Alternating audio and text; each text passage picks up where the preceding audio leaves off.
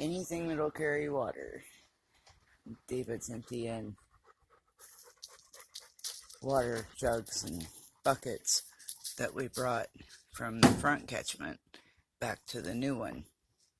We didn't put a roof on it this weekend because, well, we realized the screws are at the house in Jensen. So, we'll bring them next time. But we thought, seeing how the one up front was so full, we definitely needed to move some water. And this is how we do it. 3 5 gallons at a time. 3 to 5 gallons at a time. And the trusty wagon. That wagon has come in so handy.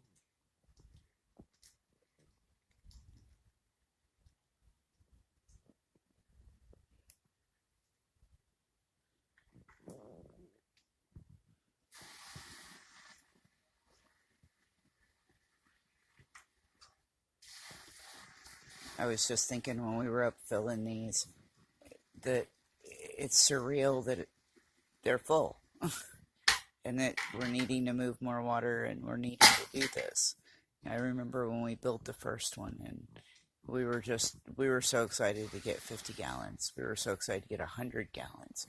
That seemed like $100 million to us. And now have 4 and we're trying to figure out what to do with the water, which is a beautiful thing. Alright, folks. Subscribe for me. Hit that like button. 25 gallons. And we moved 25 gallons. And that's enough for today, because that's a lot of work. Alright, guys. Love you. Subscribe. Thank you.